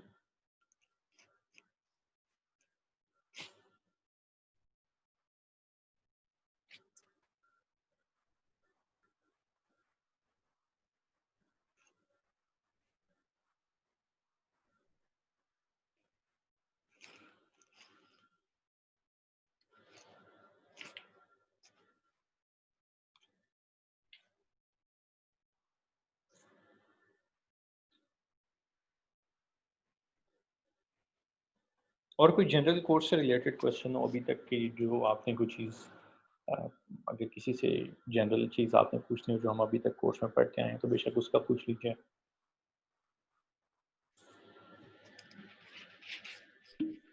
सर ये जो सारी कॉन्सेप्ट्स हैं इनको किस तरह अच्छे तरीके से इंटरनलाइज कर सकते हैं? मतलब सर आपने मतलब वो बेसिक्स आपने कहा है कि खराब ना नहीं होनी चाहिए। हुँ, सर हुँ। मैंने मतलब 2 लिख ली हैं स्लाइडें, लेकिन फिर भी मुझे वो चीज़ें बैठती नहीं है ज़हन में। ये हो गई जो क्या लिखी हैं आपने? सर मतलब किताब से भी एक दफ़ा लिखी हैं ये चीज़ें जो हुँ, हुँ। बेसिक्स हैं, हुँ, हुँ। ऐसे भी लिखी है, लेकिन फिर भी भूल जाती है अच्छा, इसका या ये है कि सारी अप्लाई बेसिक्स नहीं की जाती। हुँ, इसका ये है कि वंस यू स्टार्ट अप्लाइंग तो आप अच्छे से सीख सकते हैं। तो उसका ये करें कि कुछ सिंपल एग्ज़ाम्पल्स जो मैंने दिए ना, वो आप खुद से मेमोरी से करने की कोशिश करें। सो वो एग्ज़ाम्पल जो मैंने दिए हैं वो ये बुक वाली। तो बुक की कोई एग्ज़ाम्पल जो सॉल्व हुई हुई है ना फॉर एग्ज़ाम्पल, और जो सिंपलेस्ट है, आप ये करें कि उसका लेट्स से क्वेश्चन लिख लें अपने पास पेज पे एंड उसको खुद से सॉल्व करने की कोशिश करें। बिकॉज़ आप देख के सॉल्व करेंगे, आपको लगेगा आपको आ गया है। उसके बाद जब आप उसको छोड़ेंगे, कोई और प्रॉब्लम उठाएँगे तो आपको लगेगा नहीं आता। उसका हमेशा तरीका ये है कि try to do a couple of questions on your own and then see the book. तो उससे आपको कॉन्फिडेंस बिल्ड हो जाएगा आपका स्टोरी। ये इस तरह ठीक है नहीं सर। हो रहा। नहीं, नहीं सर, ठीक कह रहे हो। चलें ठीक है। और कोई क्वेश्चन आपका? Excuse me sir. जी। सर ब्रेक इन और ब्रेक अवे पॉइंट कैलकुलेट करने का तरीका एक ही है? आई मीन हाँ। कई दफ़ा हमारे पास सॉल्व करके 2 पॉइंट्स आ रहे होते हैं, तो उनमें से हम मतलब देखते हैं कि कौन सा ब्रेक इन और ब्रेक अवे पॉइंट है। हुँ, हुँ। हाँ, उसके बाद अब अपनी जजमेंट लगा लें बेसिकली कि क्या है। तो अ, मैं असल में इस रूट लोकस की बहुत ज़्यादा आपको एक्चुअली इसके बड़े एलेबोरेट मेथड हैं, पता नहीं पूरा चैप्टर है बुक्स के अंदर, और कोई ये 3-3 4-4 हफ्ते लोग पढ़ाते रहते हैं इसको। बट मैं उसको उतना ज़्यादा उसकी साइंस बना नहीं रहा ऑन पर्पस। मैं चाह रहा हूँ कि आप सिंपल सिस्टम का क्विकली ड्रॉ कर लें, और जो बहुत कॉम्प्लिकेटेड सिस्टम्स हैं उनका let's say we don't care unless कि वो सिस्टम सिंप्लीफाई हो सके। जो फोर्थ ऑर्डर सिस्टम भी मैंने आपको जो दिए हैं वो भी सिंप्लीफाई हो सकते हैं। वो मैंने आपको सारी चीज़ें ऐसी दी हैं जो देखते ही आप ड्रॉ कर सकते हैं। I have not given you any system जो कि लेट्स से बड़ा ही कॉम्प्लिकेटेड। इनफैक्ट ये बात याद रखिएगा हाँ वैसे कि जो मैंने आपको सिस्टम्स दिए हैं, आप इनको एक दफ़ा तो ज़रा सॉल्व करके देख लीजिए, बट इवेंचुअली कोशिश ये करें कि आप उनको अंदाज़े से खुद ही करें, अंदाज़े से अप्रॉक्सिमेटली प्लॉट कर सकें। That is something which is really helpful. ये चीज़ आपको काम आती है। एग्ज़ैक्ट कैलकुलेट करना is this is the last time you will do in your exam. जब ये कंट्रोल का एग्ज़ाम हो जाता है उसके बाद जो लोग इवन कंट्रोल में भी 50-50 साल काम करते रहते हैं, उनको भी ये रूट लोकस हाथ से करना नहीं पड़ता इस दौर में कम से कम। तो इसलिए मैं नहीं चाहता कि आप इसको बहुत ज़्यादा इसकी साइंस बनाएँ। मैं ये चाहता हूँ आप अंदाज़ा एक आपका अच्छा होना चाहिए, एंड उसके बाद let's say you will be using MATLAB and all that. लेकिन हमें बेसिक चीज़ों के बारे में पता होना चाहिए, जैसे एंगल ऑफ एसिम्पटोट, जो मतलब वो थोड़ा सा ड्रॉ ड्रॉ करने में भी चीज़ें हेल्प कर देती हैं। हुँ, हुँ। हाँ, क्योंकि हाँ, उसका एक तो दो मैंने आपको प्लॉट्स में बताया। ऐसे भी हैं कि मतलब उनको अप्रोक्सीमेटली देख के ड्रॉ नहीं किया जा सकता जब तक हुँ, सॉल्व हुँ। ना किया जाए। हुँ, हुँ। वेल आपको ये लग रहा होगा, बट थोड़ा-सा जब आपको एक्सपीरियंस हो जाएगा तो आप देखेंगे कि एटलीस्ट जो मैंने आपको दिए किए हैं क्वेश्चंस, वो अंदाजे से बड़ी क्विकली आप ड्रॉ कर सकते हैं कि वो आपको थोड़ा सा अंदाजा हो जाएगा। तो मैं असल में यही चाहता हूँ कि आप क्विकली एक चीज़ का अंदाजा लगा सकें। सो इंजीनियर्स का ये होता है कि बैक ऑफ द हेड जो उनका वो कैलकुलेशन होती है ना, उस वजह से इंजीनियर की वैल्यू नहीं। तो मैटलैब के होते हुए किसी इंजीनियर को कौन घास डालेगा? तो मैटलैब है और 36 किस्म के सॉफ्टवेयर हैं। तो इंजीनियर का कमाल ये है कि इंजीनियर एक चीज़ को अंदाजे से बता सकता है कि समथिंग इज़ रॉन्ग, ठीक है। अभी ये देखिए पीआईए का जो इंसिडेंट हुआ बड़ा जो सैड था, उसके अंदर भी एक चीज़ लेट्स से एग्जैक्ट तो वो चीज़ें होंगी तो पता चलेंगी, बट एक चीज़ जो बड़ी उसमें नज़र आ रही है, जो उसमें ज़ाहिर है कि वायलेशन हुई है, वो एसओपीज़ की वायलेशन हुई है कि the pilot was coming way too high on approach. तो जब आप बहुत हाई आ रहे होते हैं एंड बहुत ज़्यादा तेज़ आ रहे होते हैं तो फिर ऑफ कोर्स आप टाइमली लैंड नहीं कर सकते, आप थोड़ा ओवरशूट कर जाते हैं, आगे चले जाते हैं। तो कुछ ऐसा ही हुआ उसके अंदर भी, जो स्पीड ज़्यादा थी, लैंडिंग गेयर निकल नहीं सकते या कुछ ऐसा हो गया। So pilot was busy in managing the speed and in the mean time landing gear का कोई मसला हो गया इस तरह से और उनको वो राउंड करना पड़ा। अगर हालांकि पायलट पहली दफ़ा में अपने टाइम पे कर देते ना, उसके बाद चाहे वो बैली लैंडिंग ही कर लेते, बैली लैंडिंग से भी कुछ नहीं होता। आपने देखा होगा 2016 के अंदर एमिरेट्स एयरलाइन का एक एयरप्लेन था दुबई के अंदर जो कि बैली पे लैंड किया था एंड उसको आग लग गई थी 2.5 मिनट के अंदर अंदर, लेकिन एवरीवन वाज सेफ। 2.5 मिनट के अंदर एयरप्लेन से इवैक्यूएट कर दिया था सबको, सो एवरीवन वाज सर्वाइव्ड। तो सब कुछ हो जाता, मसला ये था pilot was coming way too high. अब पायलट यही मसला क्या है वो हमारे मुल्क में कि मैं ये देखता हूँ कि व्हेनेवर जब भी आप पीआईए के एयरप्लेन को देखें वो लैंड करते हैं तो वो हमेशा अचानक से ही कोशिश करते हैं कि लैंड करा दें, पीछे से वो बिल्कुल हाई स्पीड पे आने की कोशिश करते हैं। लेकिन अगर आप किसी इंटरनेशनल एयरलाइन का देखें so they always come very gentle at approach. वो बहुत दूर से अपना ऑल्टीट्यूड कम से कम करना शुरू कर देते हैं, अपनी स्पीड मैनेज करना शुरू कर देते हैं एंड बहुत स्मूथ वो लैंडिंग करते हैं। पीआईए वाले हमारे ये जो नेशनल हमारा थोड़ा सा वो काम है कि हम जरा ना अब्रप्ट काम करने के आती हैं, हम चाहते हैं कि रूल्स हम फॉलो ना करें एंड हम खुद लेट्स से अपने एक्सपीरियंस की बेस पे जो है ना वो क्विकली चीज करने की कोशिश करें एंड उसी चक्कर में काम खराब हो जाता है। तो आई वुड एनकरेज यू कि आप ना ये इन इन एक्सपीरियंसेस से ये जो आपके आसपास इवेंट्स हो रहे हैं, आप अपने आप को बेहतर करें, आप अपने आप को प्रोफेशनली ठीक करें, बिकॉज ये वाली गलतियां हम सारे करते हैं एंड ये गोरे नहीं करते बाय द वे। अगर आप कह रहे हो कि वहाँ पे एक्सीडेंट्स आपका ख्याल में, फॉर एग्जांपल मैं यूरोप की गोरों से मेरा मुराद ये नहीं कि बिल्कुल रेसिज्म वाली बात है, बट अगर मैं यूरोप की बात करूँ, यूरोप में एक्सीडेंट्स बहुत कम होते हैं। जर्मनी के अंदर मोटरवेज के ऊपर कोई स्पीड लिमिट नहीं है। So Germany में you can go as high as 250 kilometre per hour, 300 पर किलोमीटर पर आवर एंड कई दफ़ा ऐसा होता है कि you are going on German motorway, आप किसी चीज़ पे जा रहे हैं, बस पे या गाड़ी पे, एंड अचानक से आपको आवाज़ ही आती है बस और आप गाड़ी नज़र नहीं आ रही जो आपके पास से गुजर के चली गई, बिकॉज आप शायद 150 पे जा रहे हैं और वो जो है वो 300 पे जा रहा है, कहीं 300 के आसपास कहीं जा रहा है। सो बट उसके बावजूद एक्सीडेंट्स नहीं होते जर्मनी में, यूरोप में एक्सीडेंट्स नहीं होते। क्यों नहीं होते? Because everyone follows the rules. तो मतलब that was surprise to me कि यूरोप के अंदर तो जो हम कहते हैं ना नागहानी चीज होती, यूरोप के अंदर नहीं होती। क्यों नहीं होती? बिकॉज उन्होंने अपनी सेकंड नेचर बना ली है कि उन्होंने इस तरह का काम ही नहीं करना, they always follow traffic rules. जब आप रूल्स फॉलो करेंगे तो वेल अगर बिल्कुल ही लेट्स से कभी कभी तो वो चीजें हो जाती हैं, but in general it never happens. तो अगर आप भी अपनी सेकंड नेचर बना लेंगे कि आप अपने रूल्स को फॉलो करेंगे और चीज़ को प्रॉपर सिस्टमैटिकली करेंगे, यू विल सी के हमारे फेलियर्स कितने काम हो जाएंगे। बट अगर हम कहेंगे कि नहीं जी, अब अगर आप नोट करें तो कई दफ़ा एटीसी ने एयरप्लेन के पायलट को कहा कि आप आपका ऑल्टीट्यूड ज़्यादा है, तो उन्होंने कहा कि डोंट वरी मैं मैनेज कर लूँगा जी, मैं कंफर्टेबल। अब यही मसला है कि हम समझते हैं कि हमारा एक्सपीरियंस इतना ज़्यादा है, मैनेज कर लेंगे, और हम कर भी लेते हैं मोस्टली, अनलेस के कभी ना कर सकें, और जब ना कर सकें फिर ऐसा ही होता है। अब ये देखेंगे पायलट भी अपनी बहुत एक्सपीरियंस पायलट थे, बहुत अच्छे लोग थे, बट एज ए पाकिस्तानी अगर आप नोट करें तो ही अगर उनकी तो चले बात नहीं करते, वो फौत हो गए, बट इन जनरल जो पाकिस्तानी पायलट हैं वो बैठ के ब्रैग करते होंगे जी हम तो जी हम नहीं इस तरह स्लो किस्म के लैंडिंग करते, हम टॉप और टॉप आते हैं और बिल्कुल एंड पे आके ब्रेक मारते हैं और लैंड करा देते हैं, टाइम बचाते हैं जी, ये करते हैं जी, वो करते हैं। So we used to do that, let's say as a Pakistani people हम थोड़ा सा इस चीज़ में प्राइड लेते हैं कि हम रूल्स को फॉलो नहीं करते, एंड ये बहुत गलत बात है, हैं, बिकॉज इससे अगर आप देखिए तो फिर काफ़ी ज़्यादा नुकसान भी होता है। रूल्स को फॉलो ना करने की वजह से हम कहते हैं कि कभी कुछ नहीं हुआ और फिर एक दिन हो जाता है जो होना था, तो फिर हम कहते हैं कि जी बस जो अल्लाह की मर्जी थी। तो पता पता नहीं हम लेट्स ऐसा क्यों कहते हैं, but please try not to do this. इससे आप अपने आप को भी एंडेंजर कर रहे होते हैं, दूसरों को भी।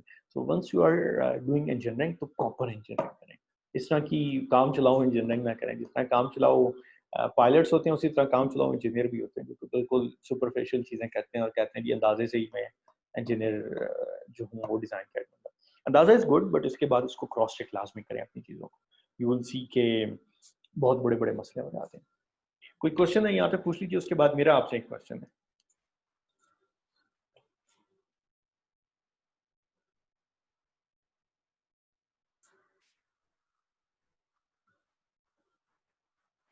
कोई क्वेश्चन नहीं है?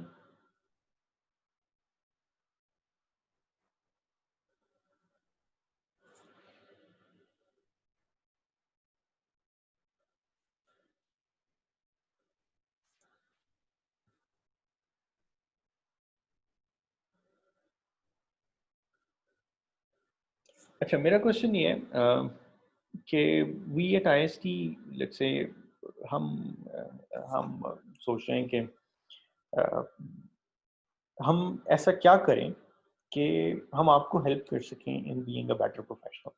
सो वी एट आईएसटी से मेरी मुराद ना सिर्फ फैकल्टी है but management and all that. So I usually talk to VC and other, let's say HODs, dean and बाकी सारे student affairs के director से कल बात हो रही थी, बाकी सारे लोगों से। So we always think कि हम ऐसा क्या करें कि हम आपको एक बेहतर professional बनने में help कर सकें. So my question to you is what we at IST can do which will help you grow as a person. मैं सबसे पहले एक बात बताऊं मैं आपको, एक अच्छा ह्यूमन बीइंग होना बहुत ज़रूरी है, नहीं तो उसके बगैर आप एक अच्छे प्रोफेशनल, एक अच्छा कुछ भी नहीं बन सकते। So try to be a good human being and उसमें हम आपकी हेल्प क्या कर सकते हैं एंड आपको एक अच्छा प्रोफेशनल बनने में क्या हेल्प कर सकते हैं, टेल मी। सर जिस तरह ये बड़ी यूनिवर्सिटीज हैं, नस्ट है, लम्स है, हाँ, सर इनकी बड़ापन आपको क्या लगता है किधर से आता है? चलिए मतलब मैं भी, किधर से आती है? मेरी भी कुछ थ्योरी हैं लेकिन मैं आपसे भी पूछता हूँ, आप बताइए।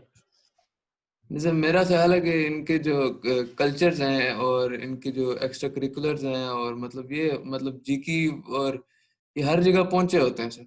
हम्म कॉम्पिटिशन हैं जो जो भी हैं, हम्म देर ऑल देर नस्ट के मतलब सीएई के हो गए, जो भी जिनका कहीं कंपटीशन हो रहा है they will be there, hmm but we are not there. Hmm मतलब स्टूडेंट चले जाए तो चले जाएं, हम्म लेकिन मतलब इस चीज को एज सच इतना वो नहीं किया जाता इनकरेज, क्योंकि हम्म सर इधर या शायद हमें फील होता है कि इधर रूटीन टाइट है या फिर शायद बाहर नहीं इतनी टाइट, मुझे नहीं समझ आती। बट ये चीज जरूरी है, अच्छा आपके, नेटवर्किंग जरूरी। अच्छा ठीक है, आपके ख्याल में वैसे सीए में हमसे कम टाइट है routine? Sir CIE is a different breed, hmm I am afraid sir. वो नहीं उधर नहीं, आपने एक्सरसाइज भी आपने कहा कि सीए वाले पहुंचे होते हैं, तो मैं सिर्फ आपसे पूछ रहा हूँ आपके ख्याल में सीए में हमसे कम टाइट है? रूटीन, हम्म सर मुझे नहीं पता सर। ज़रा चेक करें ना आप, फिर मुझे कहें, बिकॉज मेरा ख्याल है रूटीन का इतना मसला नहीं है। सो मैं अगर आपको बताऊं, हम आपके पास अभी 2 ओएसटीज हैं ना, हमारे टाइम पे 3 ओएसटीज होते थे एंड उसके बावजूद हम स्टूडेंट सोसाइटीज़ में कुछ उस ज़माने में इतना रिवाज कम था। हम but we try to go here and there. 2 दफ़ा हम डीपीएफसी में गए, इधर उधर गए। कुछ ना कुछ हमने और भी जहाज़ बनाए और कुछ हमने प्रोजेक्ट के अलावा भी काम किए, कुछ और प्रोजेक्ट्स भी किए, बट और सर्टेन चीज़ें भी की स्टूडेंट अफेयर के साथ मिलके ही। डिफरेंट कॉलेजेस में, स्कूल्स में भी लेक्चर दिए, काफ़ी कुछ करने की कोशिश की। And let me tell you, it's not really about this, manage हो सकती हैं चीज़ें। चलिए, लेकिन उसमें अगर आपकी कोई सजेशन है तो मुझे बता दें, मैं कन्वे कर दूंगा बाकी जो सर सर मैं ये नहीं कह रहा सर, जिस बंदे को लगता है कि ये प्रायोरिटी होगी तो वो हम्म तो मैनेज कर। सर हम्म आप मेरे से ये पूछ रहे हैं how can we help you be a professional, तो आप इतना कर दें कि अगर आप के लोगों को ये भी समझाएंगे ये चीजें भी जरूरी हैं, अच्छा देखिए, मैं पर्सनली तो वैसे तो आपको बस समझाता डील हूँ। करना भी आना चाहिए। एग्जैक्टली मैं आपको पर्सनली तो ये पहले भी कहता हूँ कि इनफैक्ट, और आपको मैंने ये चेयरमैन एचईसी का भी मैसेज दिया था कि ही सेड कि जो सितंबर से बैच आ रहे हैं, उनके लिए तो कंपलसरी होगा, उनको तो डिग्री नहीं मिलेगी अनलेस कि वो 4 सेमेस्टर तक डेली कितने घंटे, मतलब हफ्ते में पता नहीं कितने घंटे लगा के, अगर ये किसी एक सोसाइटी में, किसी कॉलेज के मैगजीन में, किसी सर्टेन चीज़ में नहीं लगाएंगे, उनको डिग्री नहीं मिलेगी। तो उनका तो, और आप, मैंने आपको शायद ये भी बताया था कि दिस टेल्स यू कि कितना ये इम्पोर्टेंट चीज़ है कि अब वो उसको कंपलसरी करने लगे हैं, देखते हुए कि हमारे स्टूडेंट्स नहीं कर रहे हैं। तो this is something which really makes you a well rounded human being, आपको एक अच्छा प्रोफेशनल बनने में हेल्प करती है। You are absolutely right. मैं आपको एनकरेज करता हूँ। And let me tell you, मेरा ख्याल है ये ऐसी चीज़ें जो एनकरेज ही की जा सकती हैं। इनके ऊपर अगर हम कहीं सारों के ऊपर कंपल्शन लगा दें कि जी कुछ करना ही करना है, फिर फ़ायदा नहीं है इसको करने का। तो बट इसमें अगर आप कुछ एनकरेजमेंट में मुझे कोई टिप बता सकते हैं तो मैं लेट्स से कन्वे कर दूँगा ऊपर भी, और खुद भी कोशिश करूँगा कि क्या किया जा सकता है। सर हमारी यूनिवर्सिटी में एटलीस्ट इंटर्नशिप होनी चाहिए समर्स के दौरान। तो मैंने ये देखा है कि बाहर की बहुत सारी यूनिवर्सिटीज़ में उनकी 2 इंटर्नशिप्स जो होती हैं वो डिग्री में कंपल्सरी पार्ट होती हैं। अच्छा, तो इस यहाँ पे तरह हमें थोड़ा प्रैक्टिकल चीज़ों पे का एक्सपीरियंस ज़्यादा हो जाएगा, क्योंकि आप बेसिकली हम चीज़ें सीख तो लेते हैं, लेकिन उसको प्रैक्टिकली किस चीज़ में कैसे इम्प्लीमेंट किया जा सकता है वो चीज़ हमें नहीं आती होती। सही, सही। अच्छा, इसमें ये है सर कि हमारा मैगजीन क्यों नहीं है? तो आप बताएं ना क्यों नहीं है, पहले होता था। आप स्टूडेंट बाद में आए, उन्होंने कहा जी हमें क्या करना है मैगजीन से, हमें क्या मिलेगा? तो फिर कुछ नहीं मिलेगा, तो फिर कुछ नहीं सर मिलेगा। सर मिलिट्री कॉलेज में मैगजीन है सर। यार आईएसटी का भी था, और ये आईएसटी का हर तब जगह था। मैगजीन है सर। यार आईएसटी का तब मैगजीन था जब स्टूडेंट टीचर मिला के कोई 150 बंदे नहीं थे। स्टूडेंट टीचर और माली मिला के 150 बंदे नहीं थे, तब मैगजीन था आईएसटी का। अब, और अब क्यों नहीं है? कौन जिम्मेदार है? माली जिम्मेदार है मेरा ख्याल है ना। सर मैगजीन का मेरा ख्याल है मैगजीन का फायदा तो ये होगा कि थोड़ी बहुत जो है मिंगलिंग ज्यादा हो जाएगी, लोगों के आइडिया शेयर हो जाएंगे, तो यही नेटवर्किंग वगैरह इस तरह की चीजें। हाँ हाँ, अच्छा, स्टूडेंट सोसाइटी को स्टूडेंट सोसाइटी ही होना चाहिए, उसको फैकल्टी सोसाइटी नहीं होना चाहिए। फैकल्टी वाले बुलाएं, हाँ जी फलाने को बुला के लाओ, फलाने को बुला के लाओ, अटेंडेंस, मतलब इट इज योर थिंग। अगर उसको भी हम मैनेज करेंगे तो फिर रह क्या जाएगा पीछे। So there can be a faculty pattern जो कि आपको गाइड करे, जो हेल्प करे, जो आपको वो चीज़ें करें। एंड यस, उनका एक अपना रोल है, but this has to be led by you. तो ये आपको ही करना है, एंड आपके अलावा कोई नहीं कर सकता। तो इसलिए ठीक है, it's good that you identified something, वो करने की कोशिश करें। और इसके अलावा हम क्या कर सकते हैं? ये मैगजीन में हम आपकी क्या हेल्प कर सकते हैं, बताइए। सर मैगजीन अगर आप कह रहे हैं कि स्टूडेंट एक पब्लिश करवाएगा। स्टूडेंट ही कराते थे पहले, स्टूडेंट अफेयर के साथ मिल जाते थे वो, और वो स्टूडेंट्स अपने मिल के चीज़ें बना, उन्होंने एक कुछ सोसाइटी बनाई थी जो कि इस तरह के लिटरेरी सोसाइटी टाइप थी, वो मिल के चीज़ें कराते होते थे। उन्होंने मैगजीन बनाया हुआ था, इस तरह की चीज़ें, उर्दू में भी उसका पोर्शन था, इंग्लिश में भी था, कुछ चीज़ें कवर करते थे जो मतलब बड़ी मज़े मज़े की चीज़ें होती थी, वो सारे करते थे। तो कार्टून्स भी होते थे उसमें, बहुत मज़े की चीज़ें होती थी। तो लोग गज़लें लिखते थे अपनी, वो भी शेयर करते थे। तो so maybe you can do that, and कुछ 4-5 बंदे ही मिलके बनाते थे, स्टूडेंट सारे के सारे। तो इट्स क्वाइट पॉसिबल, कोई इसमें मसला नहीं। कोई हेल्प चाहिए स्टूडेंट अफेयर से, हम आपको कह के हेल्प दिलवा देंगे। और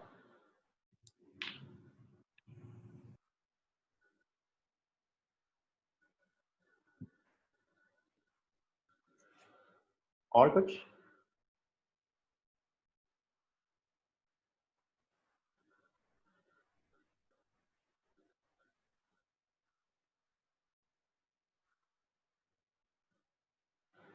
कुछ नहीं कर सकते यार, वैसे आप कहते हैं आईएसटी में ये मसला है, वो मसला है, अब मैं आपसे पूछ रहा हूँ, आप बिल्कुल चुप हो गए हैं कि नहीं आईएसटी हमें कुछ नहीं करके दे सकती। बताइए ना। सर फ्लाइंग अलाउ करा दें सर।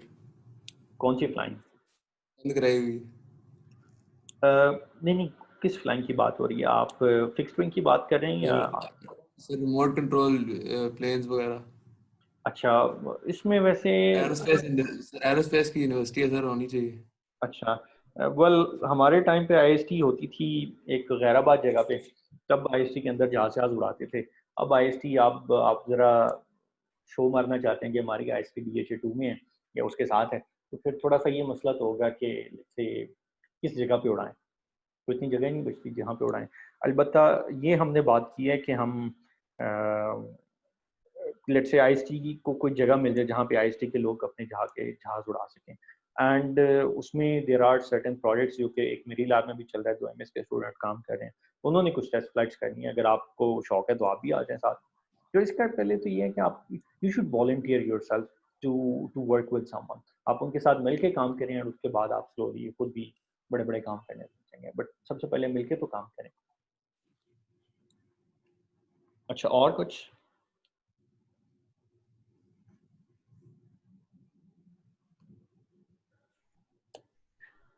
और क्या कर सकते हैं? सर हमारे जो समर कोर्सेज होते हैं, जो मतलब हर डिपार्टमेंट में कुछ कोर्सेज सेम होते हैं ना, आई थिंक उनको कंबाइन कर देना चाहिए इस वजह से, क्योंकि बाज़ औक़ात ये होता है कि एक डिपार्टमेंट के अगर बहुत कम बच्चे हों, अगर किसी चीज़ में वो फेल हो जाए या मतलब कुछ भी हो जाए उनके साथ, तो नेक्स्ट समर में वो कोर्स इसलिए नहीं ले पाते क्योंकि उनकी स्ट्रेंथ ही पूरी नहीं होती उस चीज़ के लिए। तो उनका ईयर इस तरह जो है ना एक एक्स्ट्रा लग जाता है। तो अगर हमारी ये जिस तरह कैलकुलस और इंग्लिश और इस तरह के कोर्सेज हैं, वो हर डिपार्टमेंट पढ़ता है, तो इस तरह के कोर्सेज के लिए कोड सिर्फ एक ही हो जाना चाहिए, ताकि तो अगर वो कहीं भी किसी भी डिपार्टमेंट के बच्चे को प्रॉब्लम हो तो वो समझ में उठा सके वो कोर्स। अच्छा, कोड सेम करना थोड़ा सा मुश्किल काम है, बिकॉज व्हाट हैपेंस इज के हर डिपार्टमेंट कहता है कि नहीं, हमने कैलकुलस अपनी तरीकों से अपनी एप्लीकेशंस के हिसाब से पढ़वानी है। बट जो हो सकता है वो ये हो सकता है कि अगर किसी ने रिपीट करना है, वो अपने डिपार्टमेंट को एप्लीकेशन दे के जी इलेक्ट्रिकल में हो रहा है, मैकेनिकल में कोर्स हो रहा है एंड ये टॉपिक सेम है, तो इसलिए हमें लेट्स से उस पर इजाजत है, तो मेरा ख्याल है आपकी परमिशन मिल जाएगी, आपको कोई मसला नहीं होगा। ठीक है, अगर उसमें कोई मसला होता है तो मुझे बताएं, मैं लेट्स से बात करनी पड़ेगी एचओडी से, डीन से, मैं करके आपको करवा दूंगा। अगर किसी का मसला है तो वी कैन डू दैट। लेकिन अगर आप चाहते हैं एज ए रूल बन जाए, रूल बननी आसान नहीं होती है, एक्सेप्शन लेनी आसान होती है। तो अगर ये रूल बन जाए, सारे वो कोर्स सेम होंगे, हर डिपार्टमेंट चाहेगा कि वो कुछ और टॉपिक्स उसमें कवर करे सेम कोर्स के अंदर। तो मेरा ख्याल है कि उन सारे डिपार्टमेंट्स को अभी से कहना, लेट्स से जो काम चल रहे हैं वो तो पूरे होने दें, और अब हम एक नया काम करने की बजाय अगर किसी को मसला है मैं आपको वो करवा दूंगा। चलिए, ये मैं आपको कह सकता हूँ, I'll try to help you with that। और कुछ?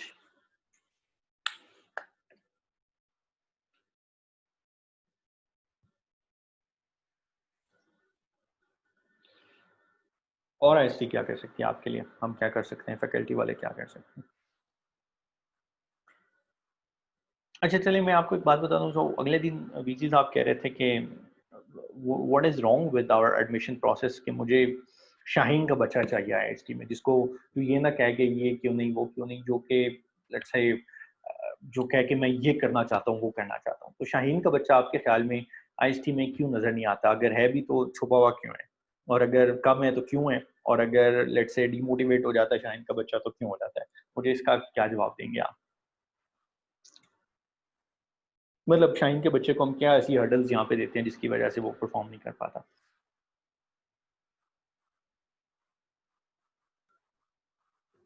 सर शाहीन का बच्चा डिफाइन कर दें सर, टाइम हो गया काफी। टाइम हो गया काफी? क्या मतलब? सर मतलब इकबाल पढ़े टाइम हो गया काफी।